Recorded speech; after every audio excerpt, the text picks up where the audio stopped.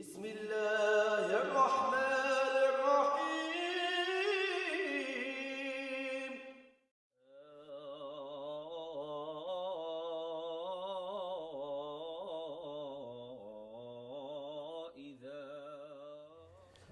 بسم الله الرحمن الرحيم والحمد لله رب العالمين والصلاة والسلام على سيد المرسلين وعلى أصحابه وآله أجمعين. In the name of God, the all-merciful, the most compassionate, all praise belongs to Him, and we ask Him to send peace and prayers upon our Prophet Muhammad, upon his family and his companions. This is part 2 of Shaykh Hamza Yusuf's lecture on how to read a book.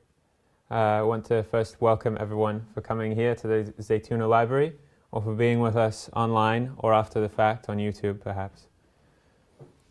Part 1 was delivered last Wednesday. If you haven't had a chance to see it, I highly encourage that you take a look at it online. One of the many benefits we could take from what Shaykh Hamza mentioned last Wednesday was the importance of being present and active in reading and indeed in everything that we do. And so it's here that I emphasize the importance of us all just being present and active in this talk today. Whether you're here present or watching it after the fact online or watching it live streamed right now.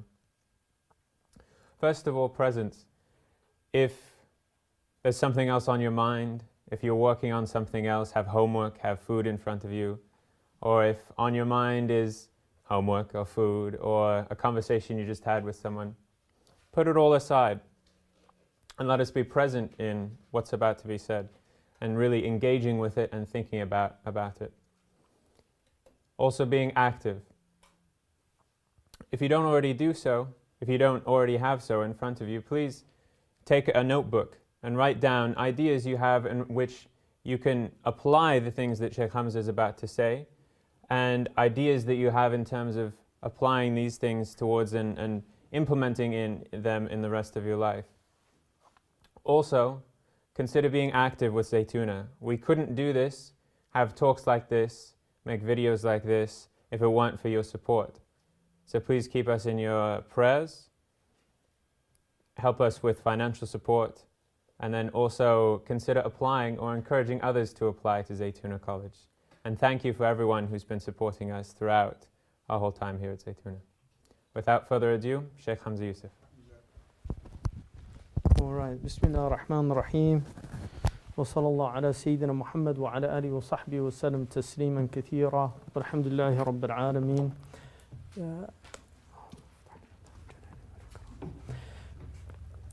Okay, what I'd like to do today, I talked last week about the 3 types of reading that Dr. Adler describes in his book.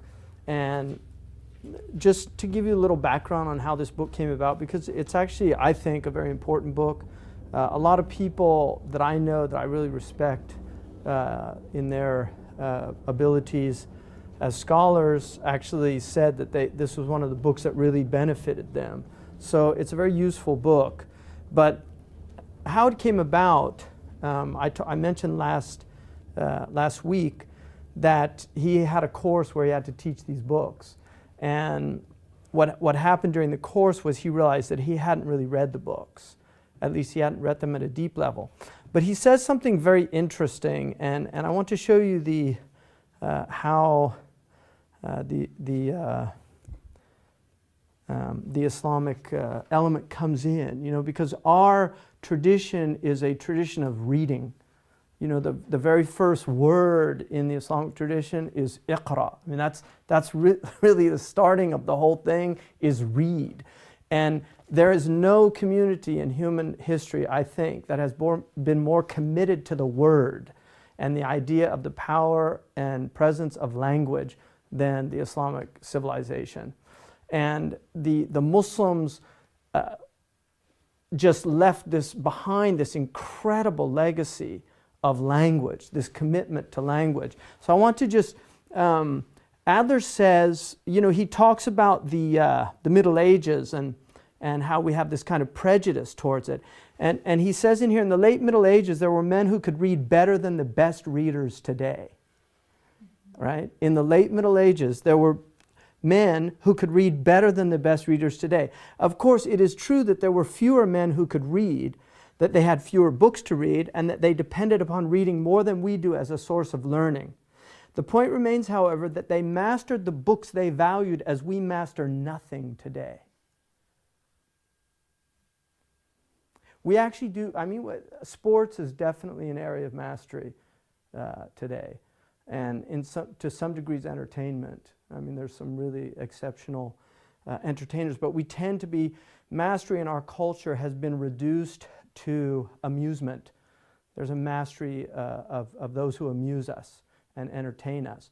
But the idea of intellectual mastery is actually really, really relegated to the hard sciences. There's definitely people in the hard sciences that master things, but these were people committed to a whole other different level of mastery. And what he says is, maybe we do not respect any book as they valued the Bible, the Quran, or the Talmud. All right, so, and he actually had a lot of respect for the Islamic tradition because I knew him personally, and he was very aware. He knew Averroes, he knew Avicenna. But here's what he says now, which I find very fascinating. He says, we must get over all our funny prejudices about the Middle Ages and go to the men who wrote exegesis of Scripture, in other words, commentary on Scripture, glosses on Justinian, or commentaries on Aristotle for the most perfect models of reading. These glosses and commentaries were not condensations or digests. They were analytical and interpretive readings of a worthy text. In fact, I might as well confess here that I have learned much of what I know about reading from examining a medieval commentary. All right, so this is where he learned how to read, by looking at how these scholastic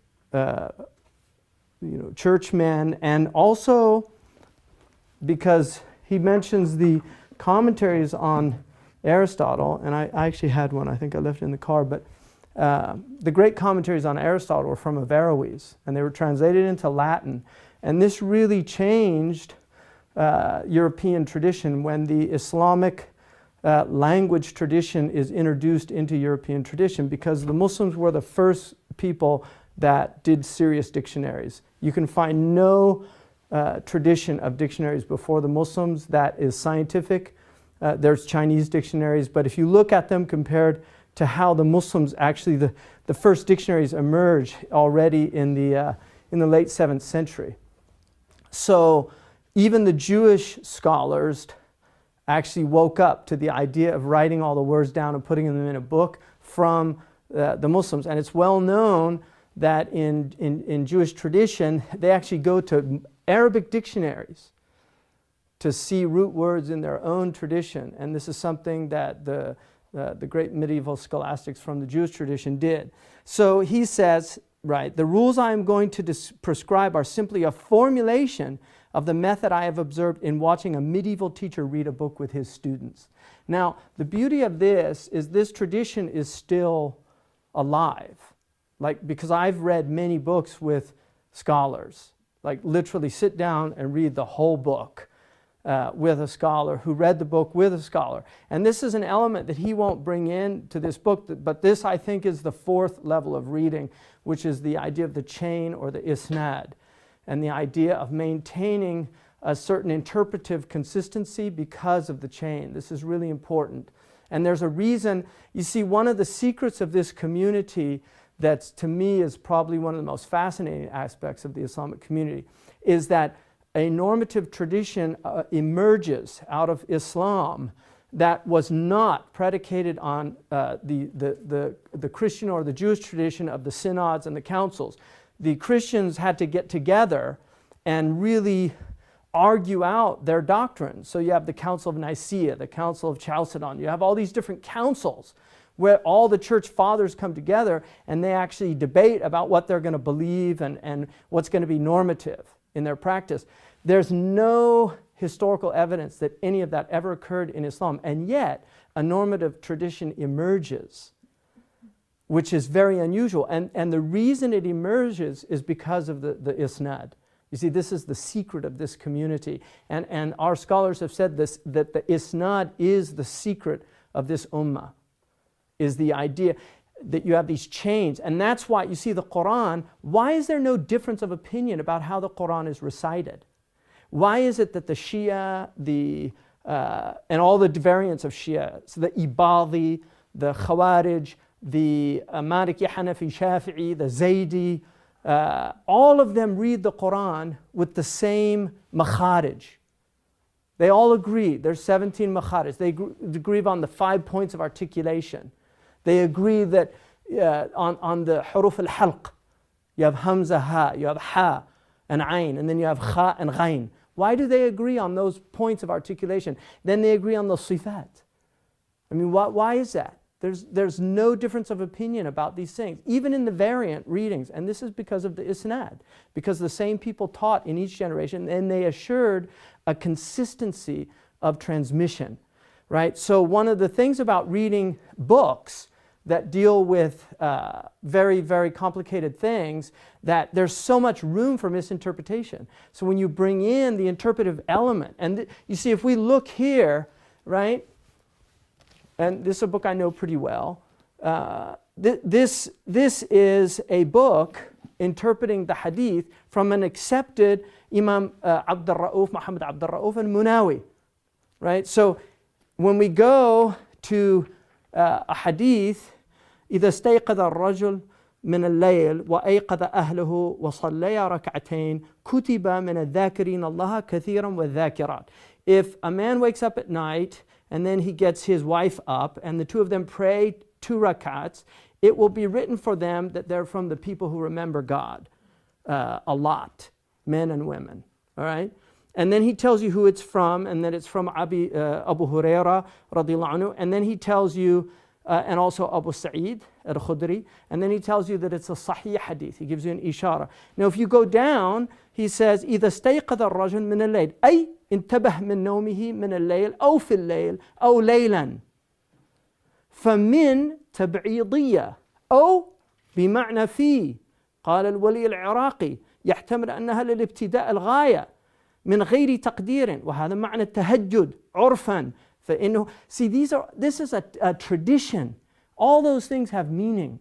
So he's saying, in other words, انتبه.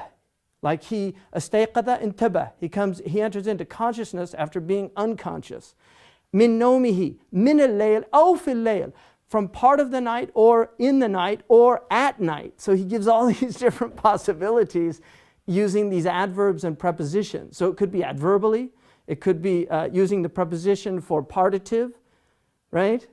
A part of the night, right? And then he says, or it could be بمعنى في. So he's saying min al-layl could be, it could mean here fi, it could mean a part of the night, right? So, and then he says, al-Wali al-Iraqi says, ويحتمل أنها لابتداء الغاية.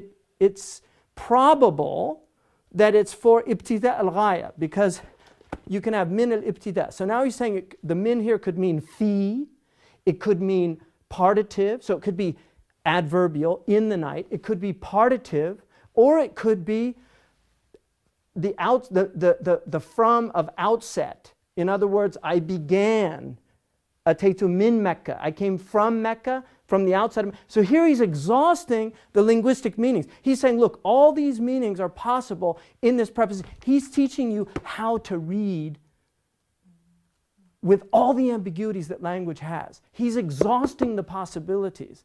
This is a type of reading. Because he's saying, look, we can't say it's this or it's that.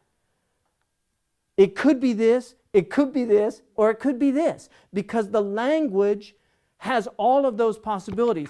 And this is our tradition. It's a tradition that literally exhausted language. And that's why we have so many commentaries on the Quran, because this is what they were doing. But they were masters of language. They were masters of grammar, they were masters of rhetoric, and they were masters of logic. And this is what he's saying. Look, these men knew how to read in a much deeper way than we know how to read. They were exhausting language because what they were reading was so serious. Most of what we read is so frivolous, we don't need to think when we read, because we're reading about how Whitney Houston died, Was it drowning, or was it from the Valium that she took? Did she overdose? That's what people are reading about. You don't really have, what's exhaustive about that? It's just titillation. That's all it is. It's just to amuse and titillate people. That's all they're interested in. Now they've put her little site on the Hollywood tours now. So the bus goes by that place. There's where so-and-so died. Right? This is the culture that has been cultivated. It's a culture of frivolity, where tragedy even becomes amusement and entertainment. And that's why they love to watch these people melt down, right? Because it's a really unhealthy culture. It's unwell. So compared to the brilliance of the 12th and 13th centuries, the present era is much more like the Dark Ages. And he's writing this in 1940. I mean, what would they think now? You know? He actually lived to be 90, 91 or 2, I think. So then he talks about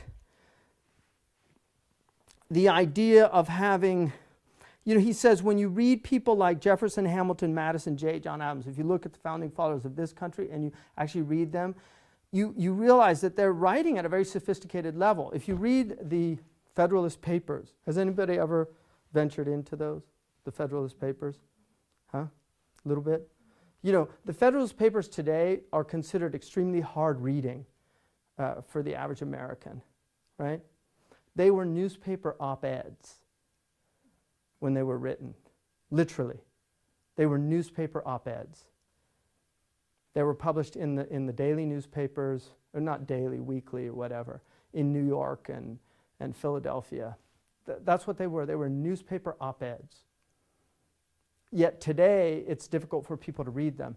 All you have to do is take a high school textbook from the 1850s and look at the level of reading that they were doing. One of the things, for instance, if you look at McGuffey's Readers or Appleton's or any of the 19th century books that they read at the grammar school, they never taught words without teaching the accents of words. So they had this idea of elocution, what we would call tajweed, proper pronunciation, knowing the sifat al-huruf, because English also has sifat, like there's mutes and there's liquids, aspirates.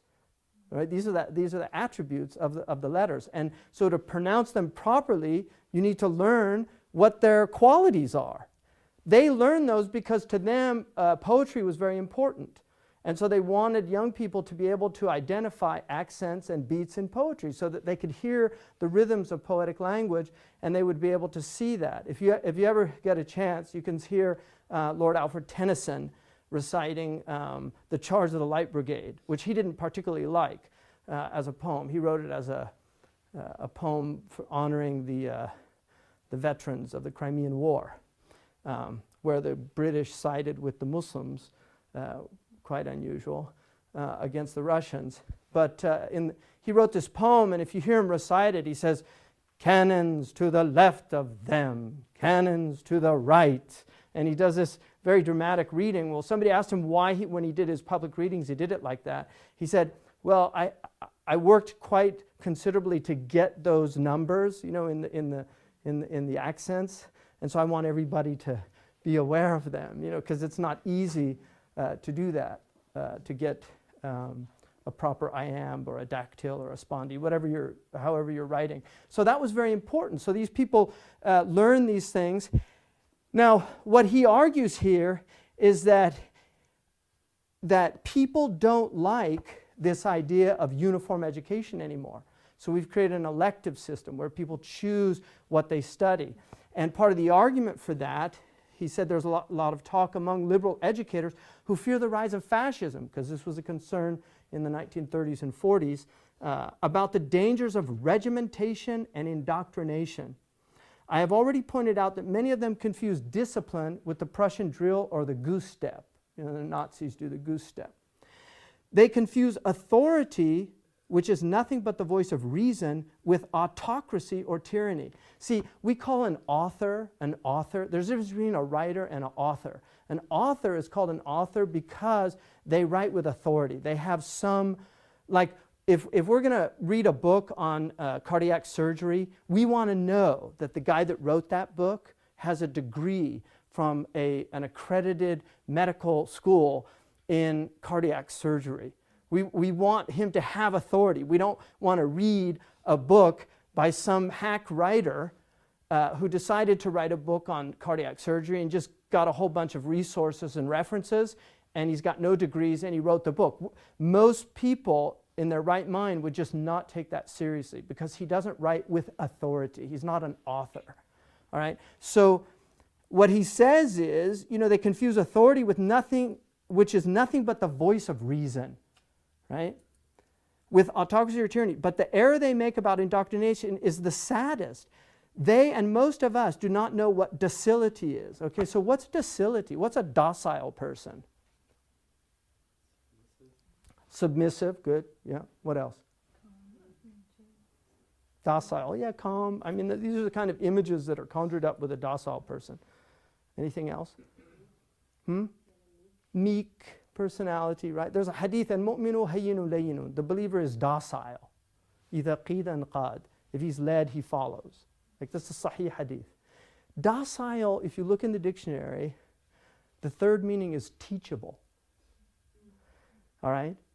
So docile is from the same root, docere, that we get doctor from. Right? It's the ability, and also indoctrinate is related to that also. All right? But the docile person is the teachable person because they're willing to actually listen to an authority and learn from that authority. So to be docile is to be teachable. The teachable one must have the art of being taught and must practice it actively. So you have to be an active learner. Docile doesn't mean you're passive, right? It means that you're teachable. You have to be an active learner. So the more active one is in learning from a teacher, dead or alive. In other words, these are dead teachers, even though they're these are the living teachers. I mean, most of the ones walking and talking, we're the dead ones. These are the ones that are alive. But he talks about dead teachers, meaning the teachers who have gone, that we can't really ask them what they meant. And the living teachers where we can, because they're still here to tell us what they meant. So he says that the more active one is learning from a teacher, dead or alive, and the more art one uses to master what he has to teach, the more docile one is. Docility, in short, is the precise opposite of passivity and gullibility. Those who lack docility, the students who fall asleep during a class, are the most likely to be indoctrinated. Lacking the art of being taught, whether that skill be in listening or in reading, they do not know how to be active in receiving what is communicated to them. Hence, they either receive nothing at all, or what they receive they absorb uncritically. Right? I mean, it's a really important point. So sliding the 3 R's in the beginning, reading, writing, and reckoning, they used to call those the 3 R's. Later they become the trivium and the quadrivium. Reading, writing, and reckoning. The 3 R's. This was the foundation of grammar school in Muslim and Christian and Jewish tradition. And neglecting the liberal arts almost entirely at the end, our present education is essentially illiberal. It's actually not creating free people. It's having the opposite effect. It's creating people that are under the illusion that they're free, but they haven't been their minds aren't free to think. Right? Hence Bob Marley, emancipate your mind from mental slavery. None but ourselves can free our mind. You know Bob Marley? So they have been, then he says, right, our students are indoctrinated with all sorts of local prejudices and pre-digested pap. Let me give you an example. If you ask most students today, are there any absolutes in the world? Most American students in Europe, they'll say, it's just, everything's relative. Like, that's your truth. Right? It's not my truth. That is a whole philosophical school. They don't know where it came from. They don't know how it entered into the DNA of our culture. But it's actually a philosophical school. And it's been around since the ancient Greeks. Socrates was dealing with these people. It's not new. It's not new. I mean, that's who Socrates is fighting in all the dialogues, in the Socratic dialogue. He's fighting those characters that say it's all relative. We've got people all over now saying it's all relative. The irony of that statement is that it's an absolute. You cannot say there are no absolutes without stating an absolute. It's one of the ironies in philosophy. So what he's saying is they have been fattened and made flabby for the demagogues to prey on. Hence people that are standing behind these demagogues with holding up signs saying yay for them. And they're just demagogues. They're not making any sense. They're not making rational arguments. I mean, if you want a rational argument about foreign policy, the single most rational argument about foreign policy that I can see is the one that Ron Paul consistently makes. And yet everybody just relegates him to kookdom. He's just saying, look, if you go around bombing people, they're going to get angry. Right? They say, no, it's just because they hate us. They hate our freedoms. Well, Scandinavia is freer than America. Right? They're not bombing Finland. Right? Seriously, it's just a kind of rational argument. But people aren't taught to think critically. They're not taught to think critically. It's rah, rah, rah. And so this is what he's talking about, the resistance to specious authority, authority that's not real authority. Even when the doctrines they impose are sound democratic ones, the schools fail to cultivate free judgment because they have forsaken discipline. They leave their students open to the opposite indoctrination by more powerful orators. So the sophists come in and they sway people because people aren't taught to think critically. And one of the best ways to learn to think critically is to actually learn the tools of thinking critically, which are not easy. It takes time and effort to learn them. All right? So ours is a demagogic rather than a democratic education. So he's saying we have more demagoguery going on in our schools than a democratic education. There's more indoctrination going on. The student who has not learned to think critically, who has not come to respect reason as the only arbiter of truth, right? We have reason and revelation, but our tradition has been committed to epistemological realism, to this belief that there are arguments, there's reality out there that can be discernible, that can be argued for. The Quran uses rational, there's a book Imam al-Ghazali wrote, which is called Qustas al-Mustaqim, which is showing that the Quran is using rational arguments. It's giving us arguments and saying, here, look, did you think of this? Did you think of this? And telling people to use their intellects, to reflect, to think. But don't fall back. Quran is constantly, don't fall back on tradition. Don't say, oh, well, this is what we found our fathers doing. No, what if your fathers were fools? Did you ever think of that? So the Quran is challenging people constantly to think critically. The student who has not learned to think critically, who has not come to respect reason as the only arbiter of truth in human generalizations, who has not been lifted out of the blind alleys of local jargons and shibboleths, will not be saved by the orator of the classroom from later succumbing to the orator of the platform and the press. To be saved, we must follow the precept of the Book of Common Prayer, the Anglican, High Anglican Church. Read, mark, learn, and inwardly digest. Right? When you read your scripture, read, mark, learn, and inwardly digest. Understand what's on. So anyway, I want to look at, I wanted that as a preface. Now I want to look at the idea, going deeper into the idea of the first type of reading, which is a structural reading, understanding the skeleton of a book. Now, one of the things he says you have to do is the first rule, you have to determine what type of book you're reading. And you would be surprised at how few people can actually do this. Like people read books, but they actually don't know what type of book they're reading. Now, one of the helps in modern publishing is they usually classify the book on the back now. All right? So that's a help because it tells you what category. But he says the fundamental, you have to, he talks about different types of reading. One of them is reading for amusement. And most of the opiate literature out there, all these magazines and Time and Newsweek and all these things that are out there, that's what people read them for. It's a kind of entertainment. Even the news generally is become entertainment, right? So that type of reading is a very superficial type of reading. And then you have also, you have a type of reading that is for enjoyment, which is related to the amusement, but less so. But you can read like literature. Now there's different types of literature. You have high literature and low literature. A lot of people don't like those distinctions anymore because we're in an age of leveling. But there actually is high literature and low literature. High literature was once open to anybody. It wasn't an aristocratic thing, like anybody who could read or write read good literature.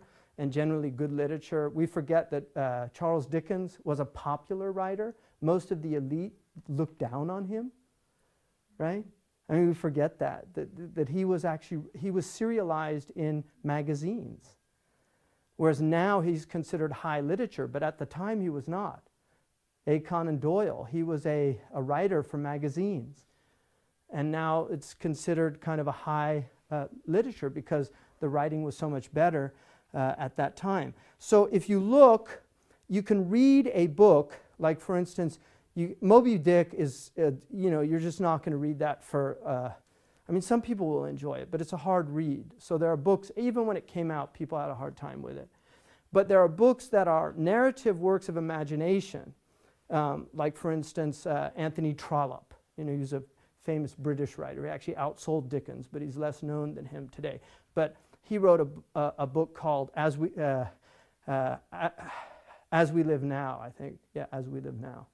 And that book is about the modern age emerging and how it was affecting Britain. So it's kind of a sociological work. I mean, it's interesting that Steinbeck, who wrote The Grapes of Wrath, about when they had the Dust Bowl in Oklahoma, and then the Dust Bowl Okies came out here. We still have remnants of that. If you go inland to Stockton in California, you will find people that trace their roots back to Oklahoma because they came here during the Dust Bowl to work in picking things.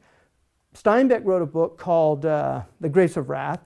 That book is used in sociology classes.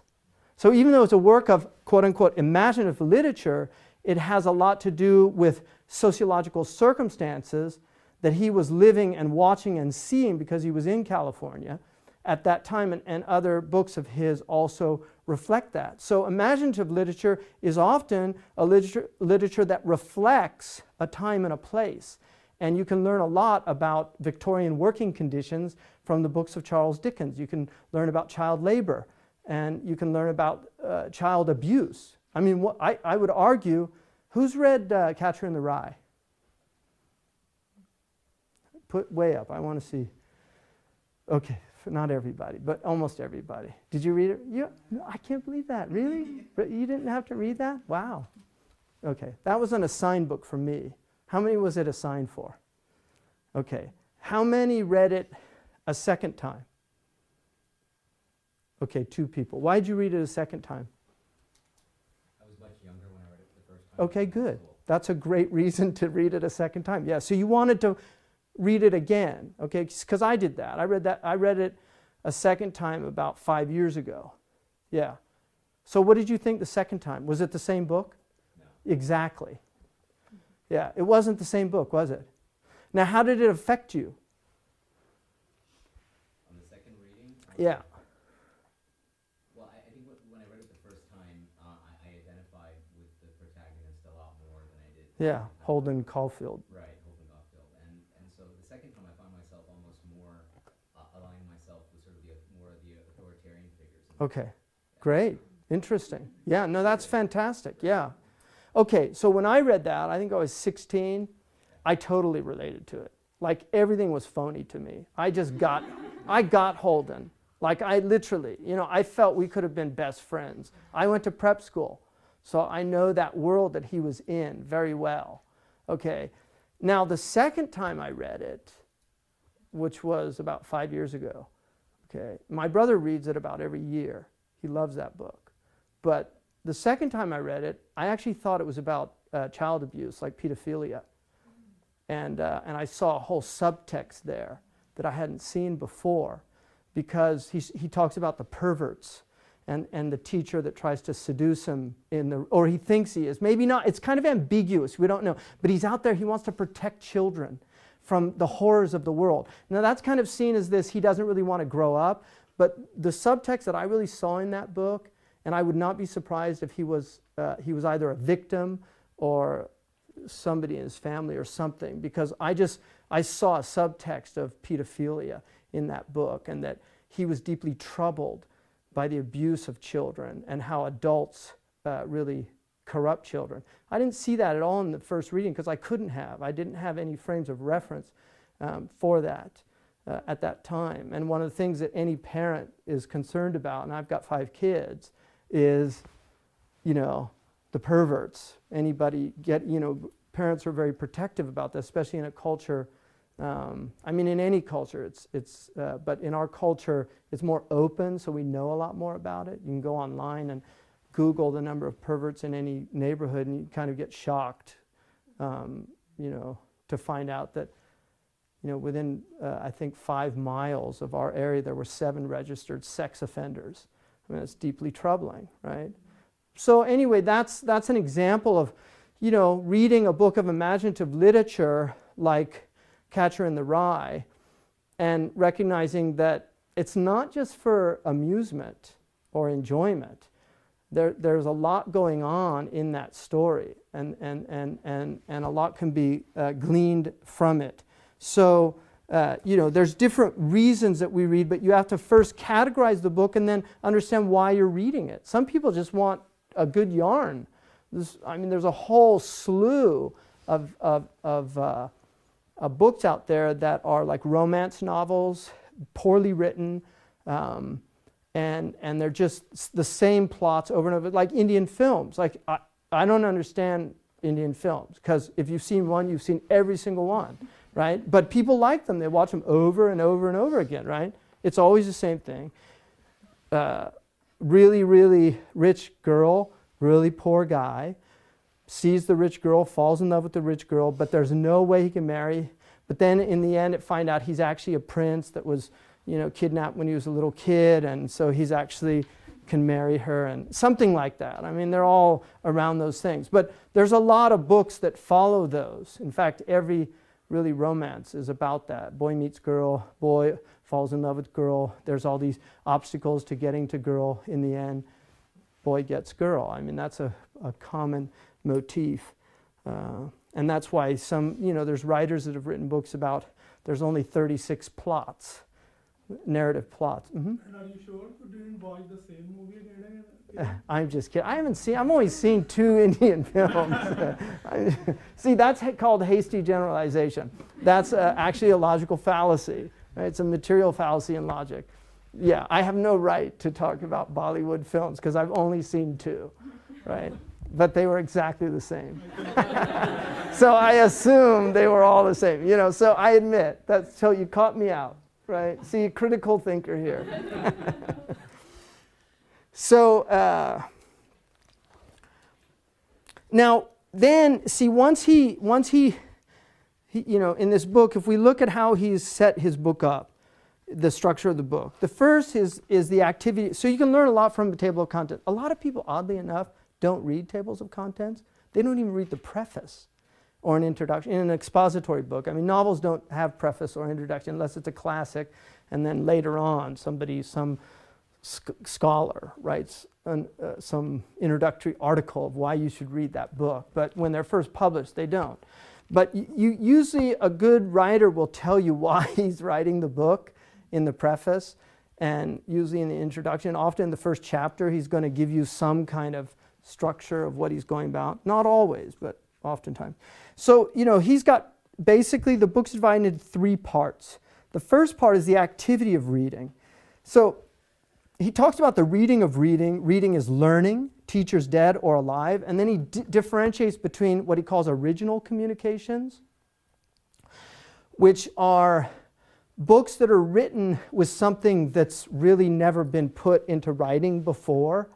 So Copernicus is an example of a totally original communication, even though some Aristarchus and others did hold a heliocentric view in ancient Greece, but Copernicus lays down a hypothetical foundation for a heliocentric universe. It was a revolutionary book. It's original communication. Don Quixote, even though it's an imaginative literature, it's really the first novel. I mean, we just don't have a novel like that. There's nothing like that before Don Quixote's book. And he somehow was aware, because it's very clear in the book, that he knows this book is going to be read till the end of time. That's one of the interesting things about some of these books. Like the Iliad's like that. There's an awareness of that.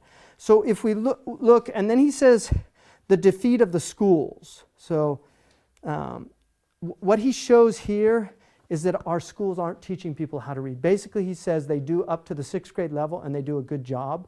After the 6th grade, people don't learn how to read. Reading it takes a lot of work. And this is what he's arguing, is that they're poor readers. One of the things in grad school that they're really testing you for is your ability to read, to analyze. But that's just a small, they just give you like a few paragraphs, right? How do you analyze a whole book? It's a lot different from analyzing a paragraph or a sentence. And this is what he's saying, that our schools have failed us, because we can go through these schools, spend all this time, and yet we really don't know how to read at a deep level. And so what he says is he's going to give us some really useful tools. Now, there's what's really interesting, and I want to show you something that I thought was, to me, one of the most interesting. Well, there's a couple things here. One of the things that he says is that he talks about skills, that there's a certain set of skills that you have to acquire. And there's a difference between knowing rules and then knowing how those rules operate, like to be able to operate something. So the operation is very different from just knowledge of the rules. We can learn all the rules of driving, like you can memorize that book and know all the rules, but you don't know how to drive. You have to practice driving. That's how you learn how to drive. So he argues that, look, I'm going to give you some rules. You have to practice the rules. These rules are not going to make you a better reader just by knowing the rules. Until you actually practice the rules and become skilled at the rules, you're not going to be able to do that. And he's primarily writing for expository reading, knowledge-based reading. And this is what a lot of what you're going to be doing here and what you have been doing is expository reading where you're reading to learn something, grammar, fiqh, theology, history, whatever it is. That's what you're reading. And that's why this book is incredibly useful to get better at that, better at the retention, because when you do this work, people say, oh, I read, but I don't remember what I read, because they didn't read. If you actually read a book like he's suggesting, trust me, you will remember the structure of the book. You'll remember what the book was about, all right? So he says that any art or skill is possessed by those who have formed the habit of operating according to its rules. In fact, the artist or craftsman in any field differs thus from those who lack his skill. He has a habit they lack. You know what I mean by habit here. I do not mean drug addiction. Your skill in playing golf or tennis, your technique in driving a car or cooking soup is a habit. Right? And habits, I mean, he's an Aristotelian at root, Adler. He loved Aristotle and he knew him very well. And Aristotle talks about the habits that are inculcated. Like virtue is a habit, you habituate yourself. And the Prophet ﷺ this is also our school, because the Prophet said, إِنَّمَا الْعِلْمُ بِالتَّعَلُّمِ. Knowledge comes through the hard work of acquiring knowledge. Ta'allum in Arabic is from the tafa'ul root, which is for difficulty, yatakallaf. When you use that, I mean, it could be other things. It could be to avoid something, yatajannab.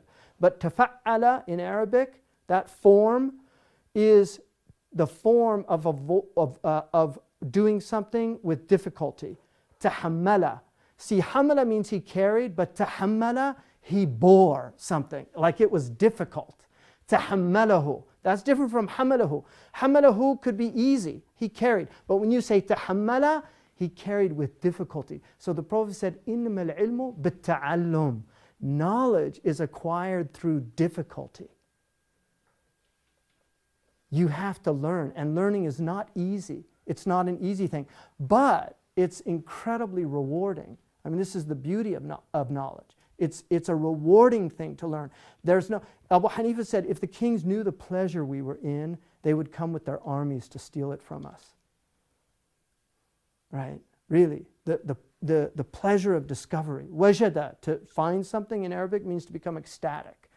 And to discover something and to learn something is an incredibly enriching experience. And so he says there's no other way of forming a habit of operation than by operating. That is what it means to say one learns to do by doing. The difference between your activity before and after you formed a habit is a difference in facility and readiness. See, you can do something in the beginning with difficulty, and you're not really prepared to do it, but as you acquire the habit, it becomes easier and easier.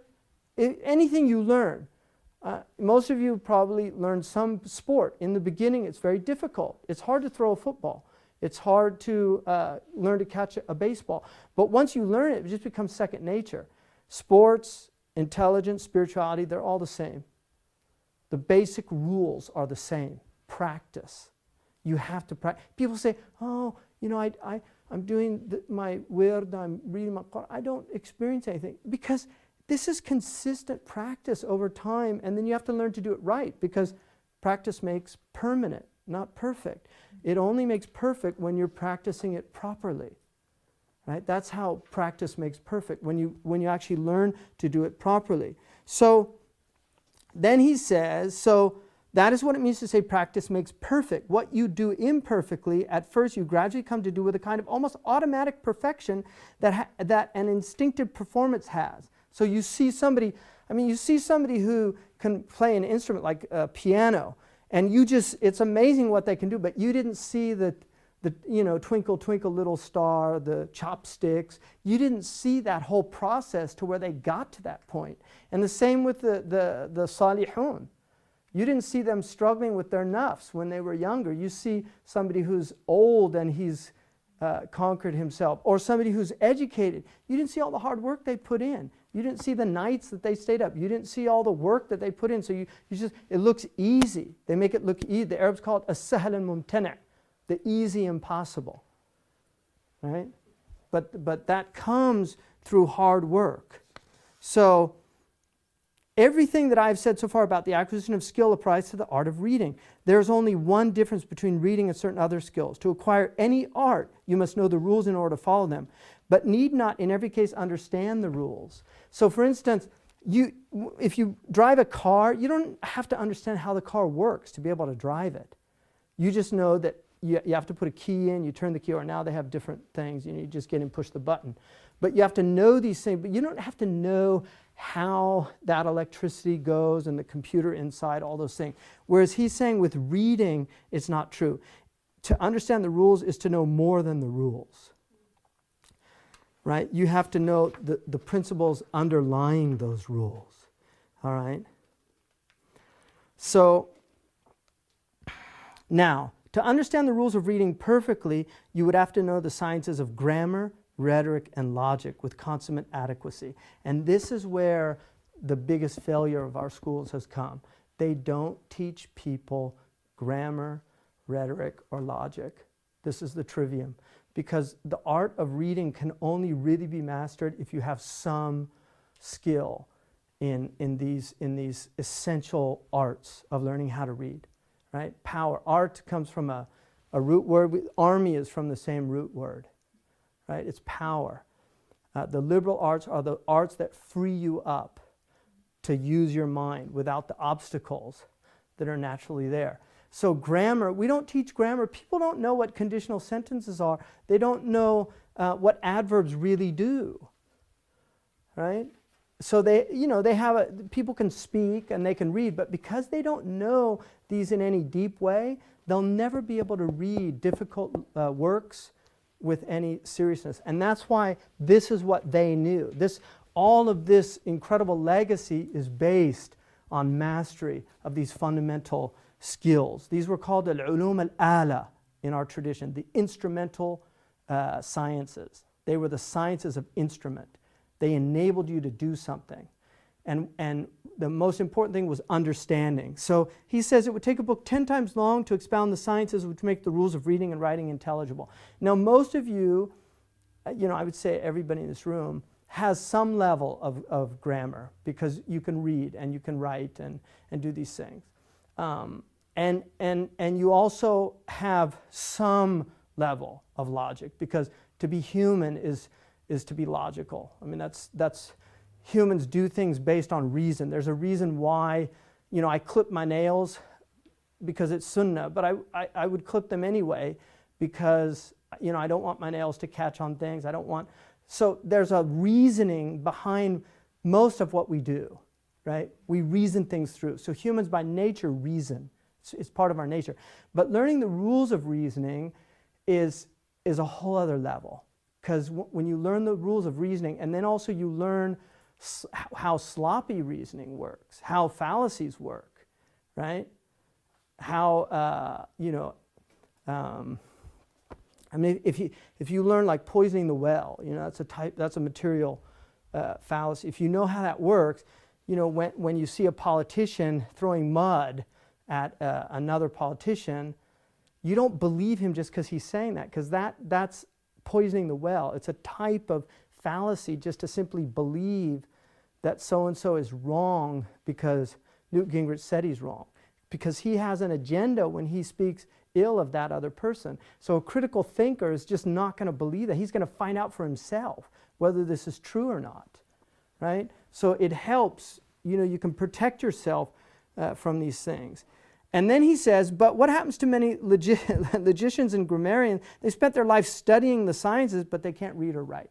So you can learn the sciences really well, but you still don't really know how to apply them. So it's like learning the rules, but not how to operate with those rules.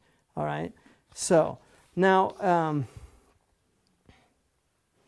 he said, you can't learn to read by just reading this book any more than you can learn to drive a car by perusing the manual. So you have to really put into implement what he says. All right. So.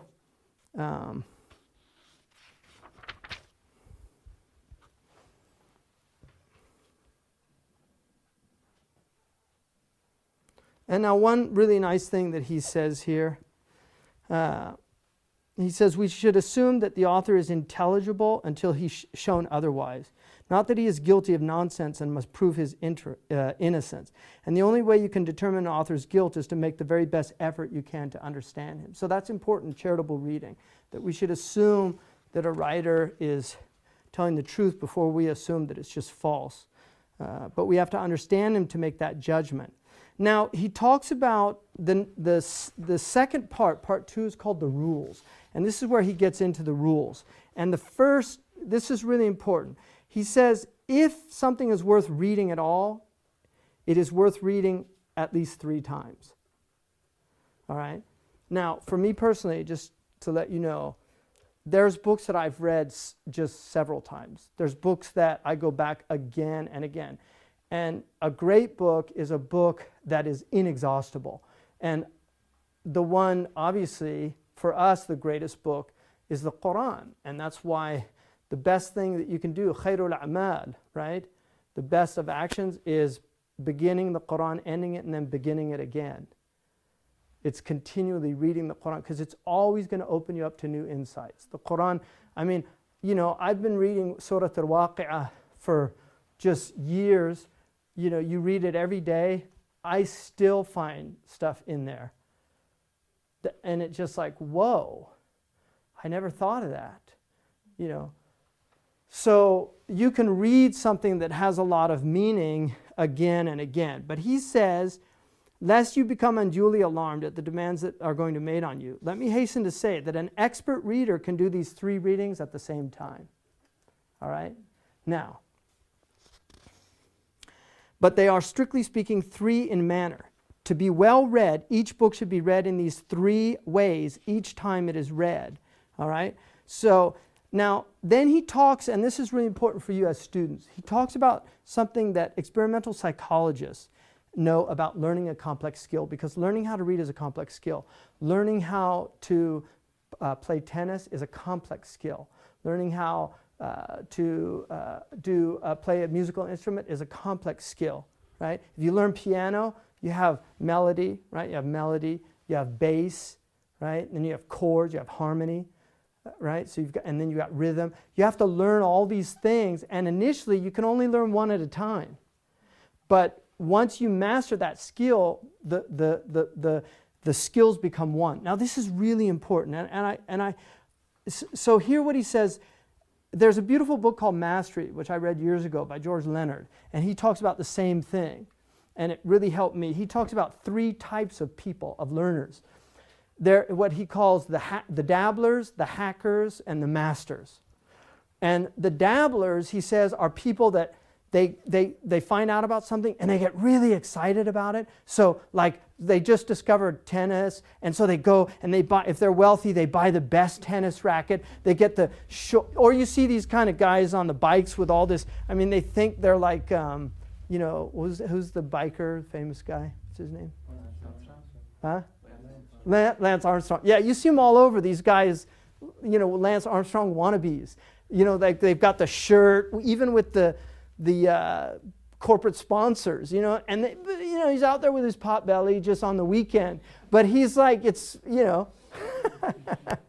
So you have dabblers that get into something, they get really excited. Oh, you can't believe what I discovered, and I'm taking lessons, and then a couple weeks into it, maybe a couple months, it's not happening.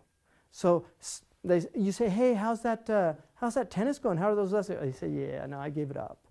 But I can't wait to tell you about the latest thing. And then he's into another thing, right? So that's the kind of, the dabbler. And then there's the hackers. And these are people that learn to do something to a certain degree of skill, right? So they get reasonably good at something, different levels of it. Amateur people that just, they have the same game, they go out and they play, they enjoy it, and they've learned a certain level, like a golfer who golfs about 90 every time.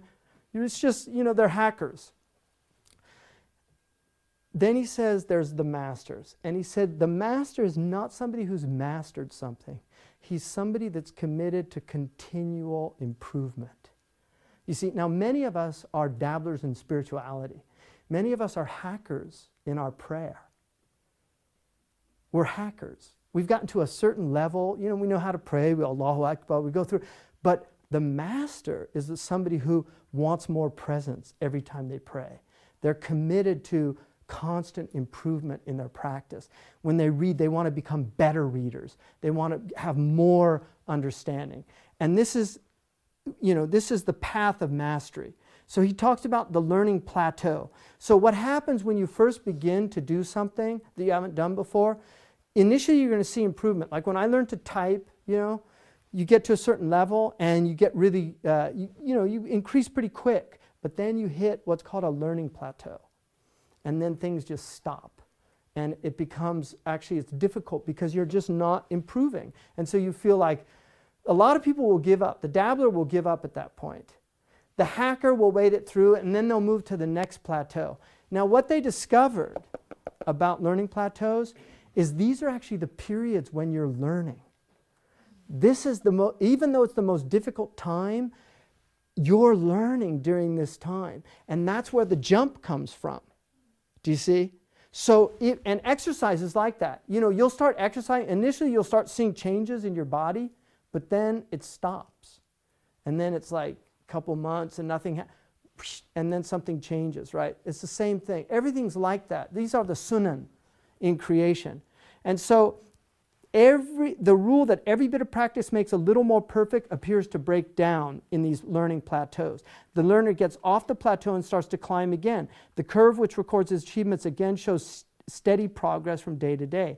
Plateaus are not found in all learning curves, but only in those which record progress in gaining a complex skill. All right? So now, here's this is, I mean, I just really think this is so amazing because there's so much in this statement. So I really want you to think deeply about this here. Knowing that the plateaus in learning are periods of hidden progress may prevent discouragement. So when you're feeling like, no, I'm not going anywhere, knowing this, that you're on a learning plateau, will keep you going. Persevere. Keep pressing on. Just keep going. Because you're going to have that jump again. Like in your Arabic, I'm just doing this thing and it's just not happening. And then one day, suddenly something clicks. And let me tell you something. This is the God's honest truth. I read certain books for years and it just suddenly something clicked with it. I would just read them and sometimes I actually thought I was understanding them. But certain books, they just clicked for me. Writers, they just, there's certain writers that are really difficult in the Arabic tradition that I just found easy to read. But it didn't come immediate. It was hard work. And that's what you have to remember, that this really is hard stuff. So now the beauty of the beginner's mind in Zen, the Zen have a tradition about the beginner's mind. The beauty of the beginner's mind is that the beginner is very conscious of everything when they're first learning something. And that's why a lot of people are self-conscious. And that's why you'll never learn to speak a language if you're self-conscious. I mean, when I first learned Arabic, I would talk to any Arab, and I didn't care how I sounded. I really wanted to learn the language. You have to be willing to make those mistakes. But if you've got that, I don't want to look silly or I don't want to make those mistakes, you just won't learn. So being willing to make mistakes, when you read, you're going to make mistakes in reading Arabic. You can't care. You just read. It doesn't matter. That's how you're going to learn. So now listen to this.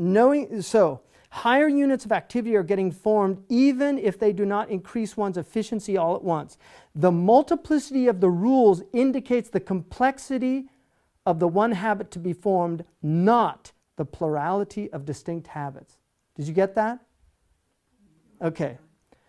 The multiplicity of the rules, right? The fact you've got a lot of rules, the multiplicity of rules indicates the complexity of the one habit to be formed, not the plurality of distinct habits.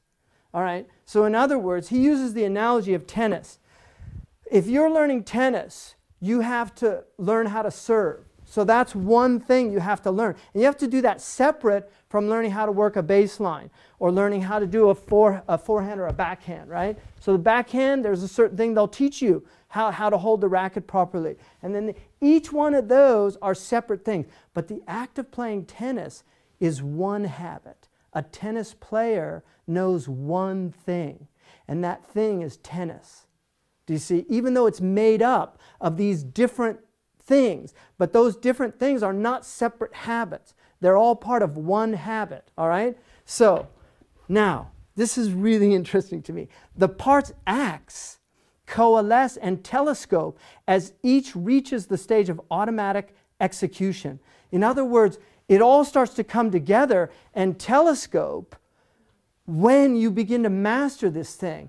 It becomes one thing, right? When all the subordinate acts can be done more or less automatically, you have formed the habit of the whole performance. Then you can think about beating your opponent in tennis or driving your car to the country, because when you drive, you're doing all these separate things that when you first were learning to drive, they were all separate things that you had to think about. The car behind or at the side and the brake pedal and the clutch and it's all these, but once you learn how to drive, you don't think about these things. It's coalesced into one thing. This, to me, is the most significant thing in this whole book. This is an important point. At the beginning, the learner pays attention to himself and his skill in the separate acts. When the acts have lost their separateness in the skill of the whole performance, the learner can at last pay attention to the goal, which the technique he has acquired enables him to reach. It's Tawheed. You see, everything is indicating Tawheed. Allah has made a world where everything you do appears to be separate, But the reality of it is there's nothing separate. وَفِي كُلِّ شَيْءٍ لَهُ آيَةٌ تَدُلُّ عَلَى أَنَّهُ وَاحِدٌ.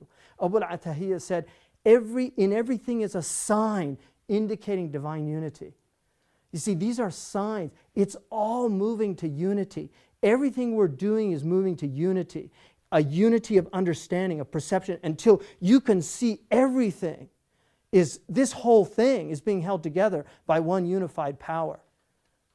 The whole thing. All at once. Allah has this whole thing being held together by one unified power. His qudra, His ilm, and His irada. That's the whole thing.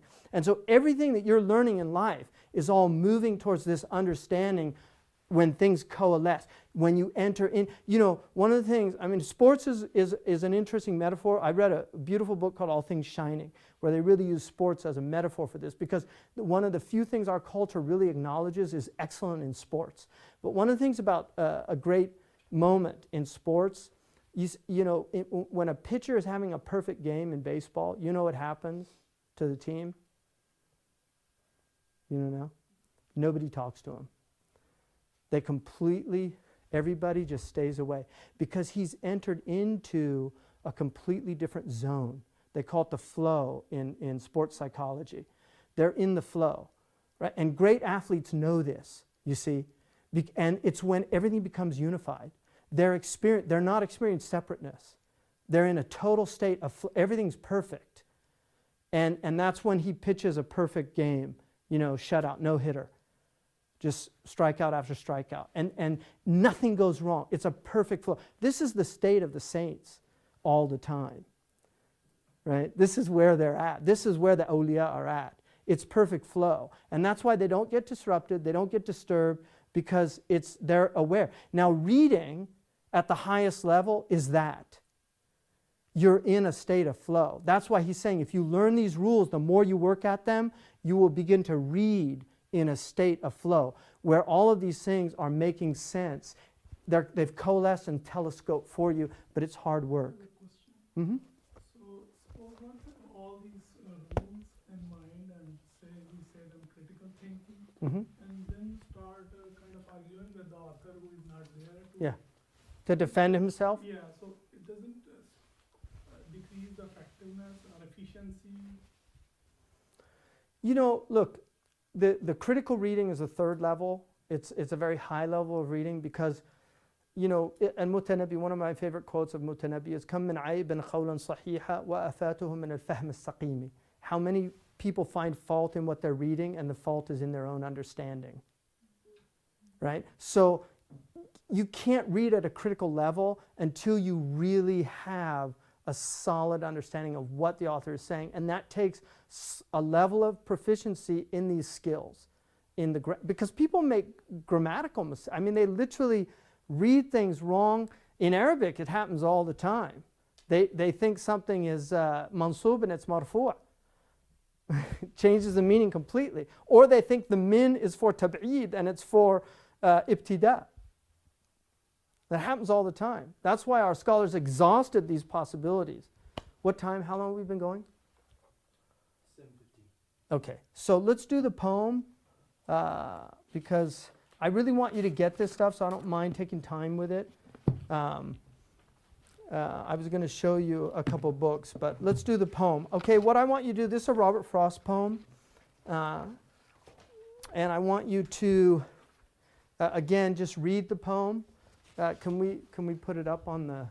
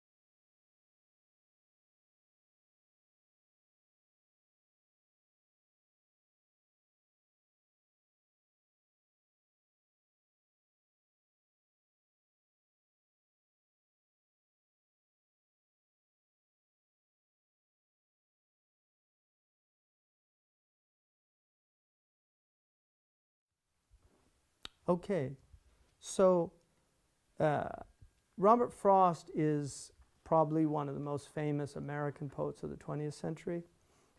He wrote, he's unusual in that he wrote in traditional meter, right? He used a tetrameter and pentameter usually, and trimeter sometimes he did, but he does it in a very, it's very subtle, like you really don't feel the verse that you do in others, but if you actually do the work to scan the poem, you'll see by the rules of prosody that he's actually very strict. He said writing poetry without meter was like playing tennis with the net down, so he just didn't really like that kind of modern school. But this poem is one of his famous poems. It's called Acquainted with the Night. So are there any words that nobody understands in there?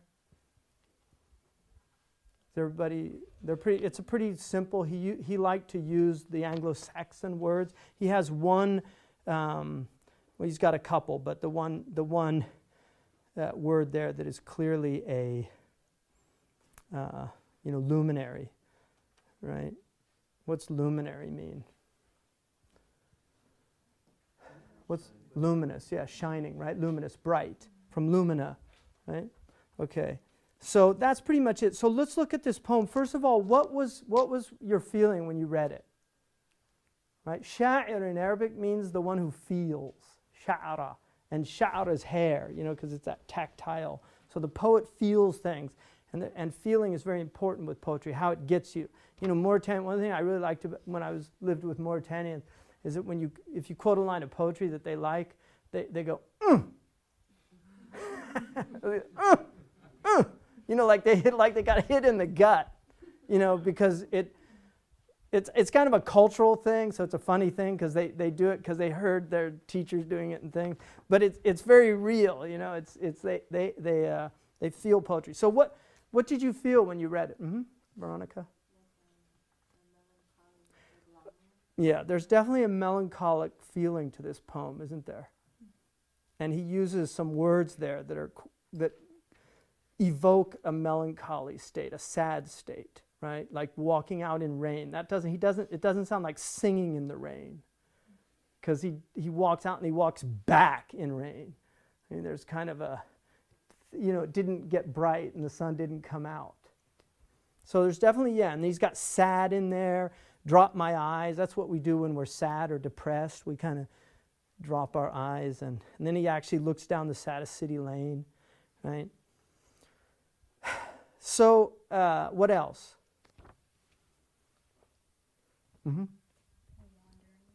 Okay, there's a wandering going on. Yeah, he's walking out and we don't really know where he's going. He just tells us he kind of goes past the city lights. It's dark there, and he's not really telling us why. And he's walking around, and the watchman's kind of wondering, what are you doing out here? It's kind of a meandering. Anything else? There's a point to the wandering. There's a point to being in those sad moments. Yeah, Acquainted with There's definitely a point to all this. Yeah, he's learning something, right? Now, what is acquainted? What does that evoke? The word, like he doesn't know the night, huh? Do you think intimacy, acquainted? Familiar is closer. Like I'm acquainted with him. I mean, when we talk about an acquaintance, it's not really a friend. Just somebody we're familiar with. He's not a stranger, but he's not a friend either. So there's a kind of ambiguity there, right? Anything else? He's accepting what's like the sadness of it. He's just accepting it. Let's look at it line by line. So we've kind of looked at the whole poem. Now let's look. I have been one acquainted with the night. So right out off the bat, I have been one. He doesn't say I am acquainted with the night. I have been one. One out of what? Many. Yeah. Okay, so I'm an individual. Like he's declaring his individuality here. I am one. I have been one.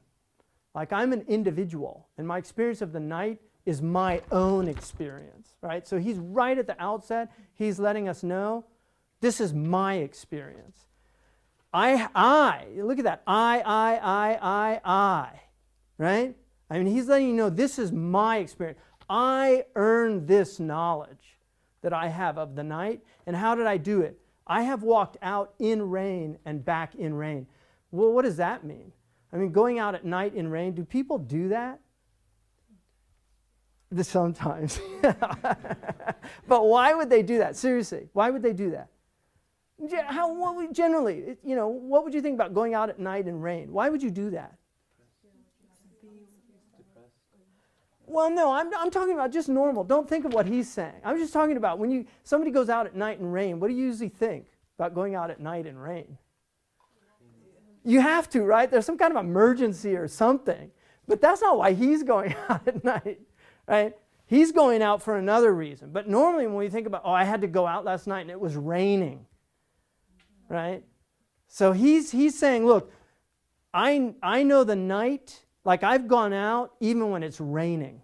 I'm acquainted with different types of nights, even when it's raining, when other people wouldn't go out, right? So I have walked out in rain and then back in rain, right? I have outwalked the furthest city light.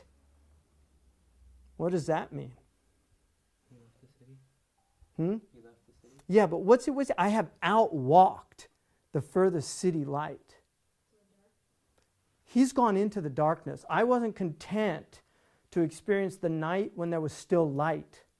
I've gone out into the dark.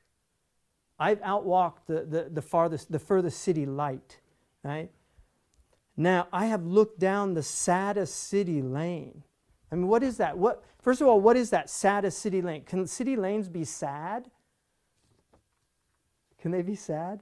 At least the poet is. For the poet, right? He's sad. Look, so lanes can evoke sadness, right? But he's personifying now.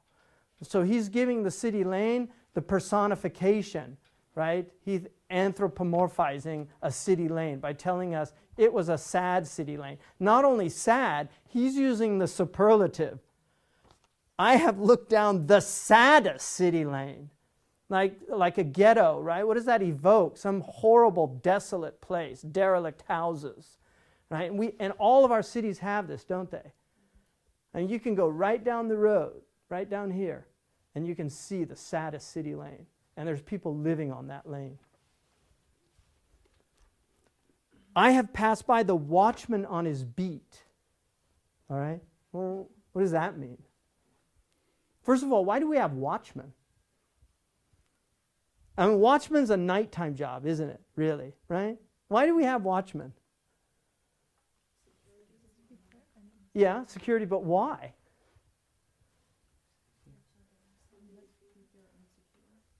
Yeah, why do you feel insecure in the night? Huh? It's dark, right? What do people do in the dark? Yeah, things they wouldn't do in the light, right? So I've passed by the watchman on his beat. His beat. I mean, it's interesting, his beat, because he's on his beat, right? But he'll also beat you if you try to do something, in what he's watching. So, and drop my eyes unwilling to explain. What is that? Shame, exactly. Yeah, it's shame, isn't it? Like he dropped his eyes. Like the watchman shows up and he dropped his eyes. Why did he drop his eyes? Because he's unwilling to explain. Why is he unwilling to explain? Guilt would be one, but why is he unwilling to explain?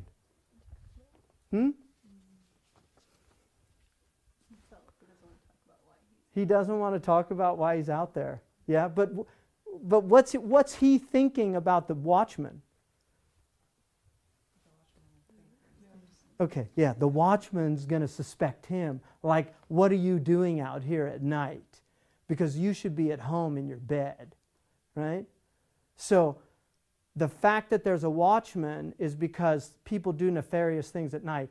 And he drops his eyes, unwilling to explain, because what is that thing that happens when the policeman shows up and suddenly, like every time I come in through the border, they make me feel guilty. I don't know why. I'm just like, I haven't done anything, but that guy scares me because he makes me feel like I've done something wrong because where have you been? He starts questioning me. Like, where have you been? Who did you see? Was it business or like, why are you asking me all these questions? I feel like I'm being interrogated. And when somebody's interrogating you, you start getting self-conscious because he's suspecting me. He thinks, now why is he suspecting me? Because I'm Muslim, maybe. But I mean, why is he suspecting me? That's his job, right? That's the border patrol. But why does he suspect me? It's his job, but why? Why does he have that job? Because people do things, right? Humans do things. They smuggle, right? They do illegal things, right? So what he's saying there, right, is like, we're all condemned by the acts of some of us. We have some collective shame here, right? Because some people do these heinous things, and because some people do it, everybody becomes suspect. And so I'm dropping my eyes, like feeling this shame, and I'm unwilling to explain that it's this kind of collective guilt that we all have because some of us do these things. I might not be doing it, but I still feel that. I don't want him to suspect me. I drop my eyes. Right? I don't want him to suspect me. But because people do these things, I'm feeling that, right? And then I have stood still, right? So he's walking along. I have stood still and stopped the sound of feet, right? His own feet, right? Why? When far away an interrupted cry. Right? What does that mean, interrupted cry? What's an interrupted cry? I mean, a cries interrupt us, but what's an interrupted cry? How is a cry interrupted? It's stopped, isn't it? So like somebody's, ah, and then suddenly it stops. That's a little spooky, isn't it?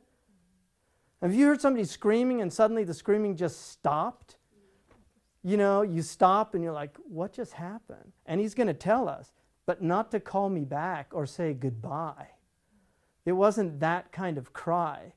Goodbye, Robert, or Robert, come home. It was a blood-curdling cry because dark things happen at night. People are killed at night, right? Murders happen, robberies, all these things happen at night. Okay, now he's on the terrestrial plane. Now what's he do? And further still, at an unearthly height. Something now is changing, right? What's he doing now?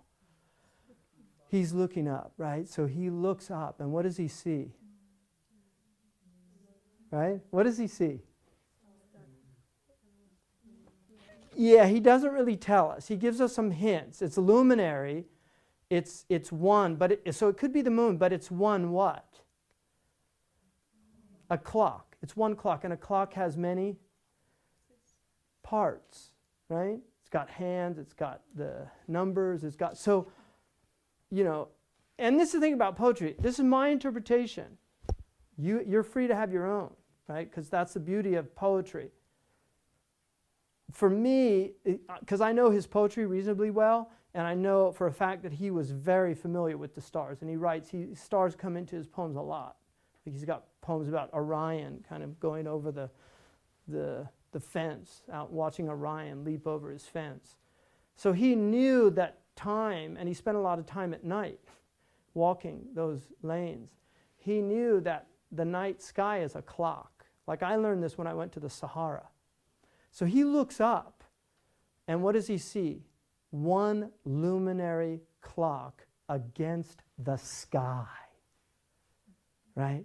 So suddenly that darkness is penetrated by what? By light, okay? So he sees the light at night. And what does that light proclaim? Because it's a clock. And what is a clock? It tells time. Nighttime, we call it nighttime and daytime. So there's two experiences of life on earth, right? The Quran talks about Allah made the night and the day khilfatan, like they alternate. لِمَنْ أَرَادَ أَنْ يَتَذَكَّرَ أَوْ أَرَادَ شُكُورًا. The one who wants to become aware, to be reminded, and show gratitude, right? So what does he say? And further still, at an unearthly height. So we're in the celestial realm. He's left the earth now of sad city lanes and interrupted cries and watchmen looking for criminals. All that dark stuff that happens in the dark, he's left that. And now he's looking at a luminary light in the sky. And what's the light proclaiming?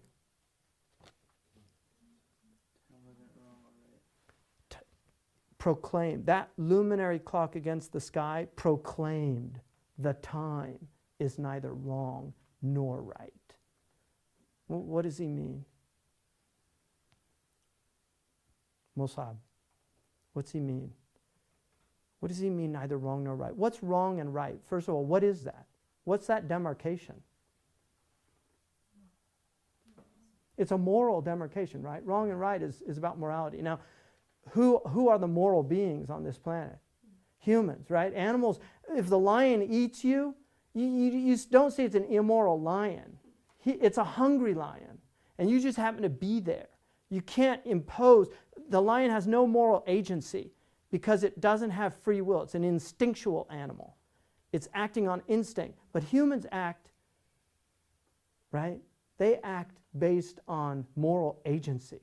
And so what's he telling us about what the heavens are proclaiming?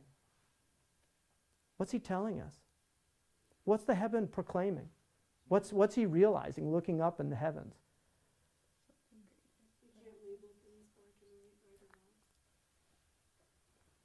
The nighttime, the darkness and evil that men do at night is not about the time. It's not because it's nighttime. That's not what's wrong with the night. What's wrong with the night is us.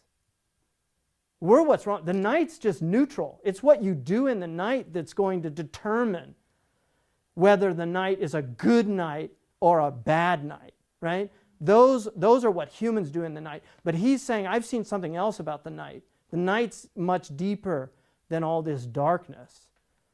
There's stillness at night. There's tranquility at night. There's peace at night. There's clarity at night. There's unity at night. There's all these other things. Time is neither wrong nor right. Right? It's what we do in time that makes it wrong or right. Right? I have been one acquainted with the night. Right? Anyway, that's one way to look at it. There's other ways, you know. It means that the observer is responsible to decide that what is right and what is I don't think it's because that would be like relativism. I don't think he's talking about relativism. I think to me, what he's saying is by looking up at the heavens, what the heavens are declaring, those lights in the night, what they're declaring is it's not the time. It's, you know, the sadness of that city lane at night, the trouble that the rain causes at night, the watchman looking for criminals at night, that blood-curdling cry that's interrupted that we hear at night, that's not, you know, that's not what makes the night. The night isn't wrong or right. It's what humans do that makes it wrong or right. The night is something stunning. It's something beautiful. We shouldn't be afraid of the darkness of the night. It's something to be acquainted with. There's power in the night because in the night the stars come out. In the night we can look up and see. You know, Plato said that God put stars in the sky so that people could look up and observe the order of the heavens. And in seeing celestial order, desire to bring that order back down to the earth.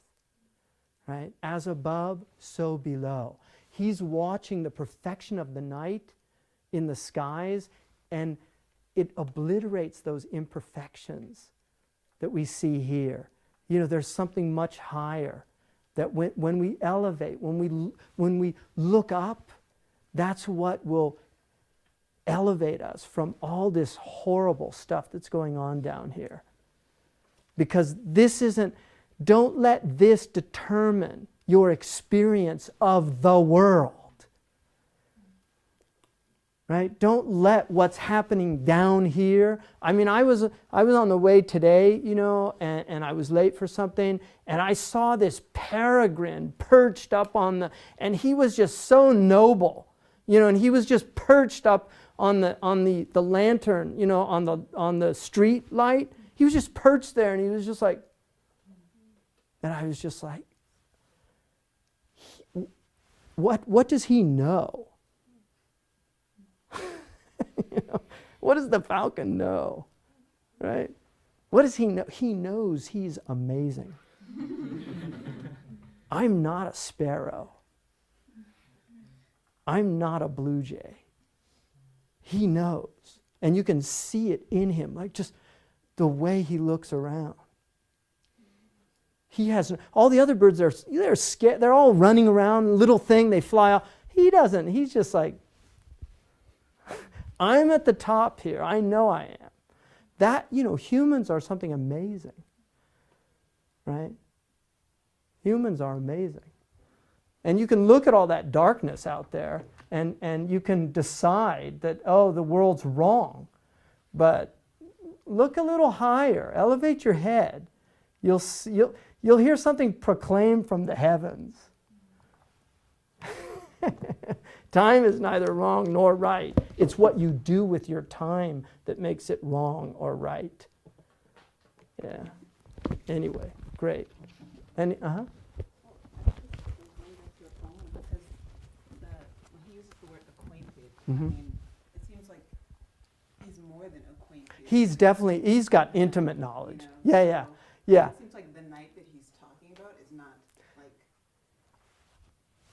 that night with the moon and the sky. He's talking about this kind of. He has intimate knowledge with the darkness, that human side of the night, but he's acquainted with that celestial. He sees another side. That's excellent. Great insight, Rashida. Because that I totally agree with you on that. That the acquaintance is not with the saddest city lanes. He knows those intimately. It's not with the watchman. He knows that intimately. It's not with the interrupted cry. He knows those things intimately.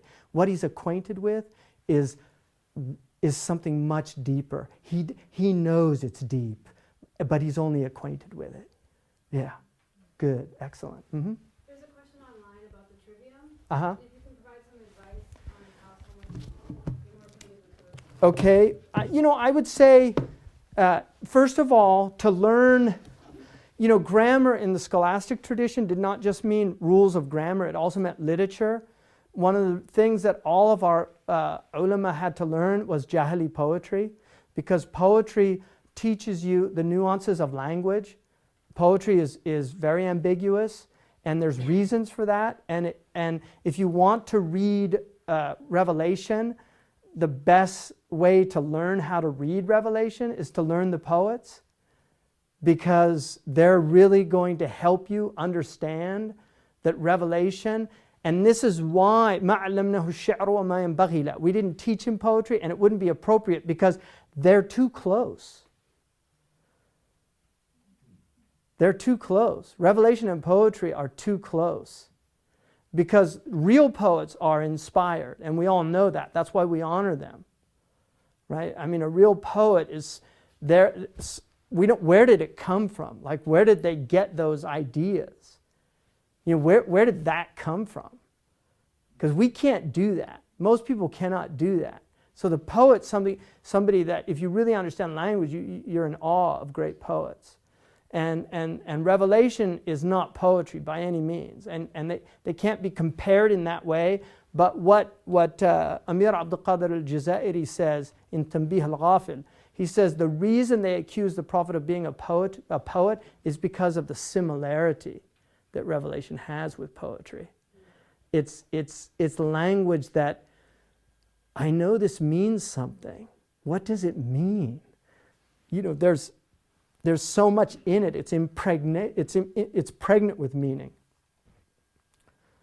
And you can exhaust yourself trying to understand the meanings, right? Just to finish, so, I would say that grammar, you really need to study. I mean, Arabic is a great language for grammar because you really have to know grammar to be able to read Arabic. That's not the case with English. It's a much easier language to read without knowledge of the rules of grammar, but you will lose a lot by not knowing what prepositions really mean. You'll know, if you don't know that adverbs, that they modify. He runs swiftly. You have to know what that's telling you about how he runs. And a lot of it we just know intuitively, but to understand the mechanics of it will really help you have a deeper level. So, I think grammar is really important. Rhetoric, in Arabic tradition, you have three stages of learning rhetoric, learning, tropes and figures, learning what they call muhassanat al-kalam, the ma'ani, like alliteration and antithesis and all these techniques that are used, internal rhymes and things like that, jinas, what's called jinas. Learning these things helps you understand the power of language. It also enables you to write better and to speak more effectively. But logic is to me, logic is foundational because logic gives you such a precision. And the only people in our culture that still study traditional logic to a certain degree are lawyers. And unfortunately, a lot of them learn, not all of them, there are a lot of good lawyers. So my brother's a lawyer, he's very honest. And so I'm not going to rag on, it's only about 99.9% of them. But there is that, lawyers do learn logical fallacies, they learn, but mastering, logic is basically three things. It's understanding, right? It's judgment and it's reasoning. These are the three acts of the mind. Understanding, which is called tasawwur in Arabic, is to be able to conceptualize something and really understand what it is. And that has to do with definitions and terms, like a term. Understand, and he'll talk about that, coming to terms with the author to know what they mean. In classical adab al-bahth wal-munadhara and in classical scholastic tradition, anybody while you were talking could demand that you define the term. They used to say, distinguo, what do you mean by that? We have people now talking about democracy. What do you mean by democracy? What do you mean? What does that mean? A democratic government. There's people who don't realize that democracies can be tyrannies. Because a democracy and a tyranny they're two separate descriptions about government. Democracy tells you who rules, and tyranny tells you how much power they have in their rule, right? So you can have a democratic tyranny, right? You can elect tyrants. So knowing how to distinguish between terms is really important. And then judgment is about propositions, making declarative statements. All men are created equal. That's a proposition. The terms in there are men and equal, right? Propositions have two terms. All men are created equal. Right? So the terms there, men created and equal. Created there already assumes a creator. Equal is a mathematical metaphor being used in a sociological sense, right? Because equal is about math. Things are equal to other things. 2 is equal, to 2, right? So, but 2 is not equal to 3. Anyway, so logic takes a while, but you can learn it.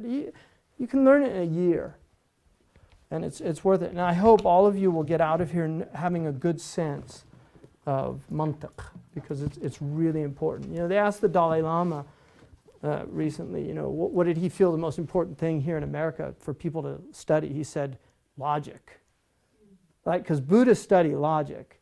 And Americans, we don't reason anymore, so we get into a lot of trouble. You have to be able to think clearly. Anyway, so inshallah, we'll continue on.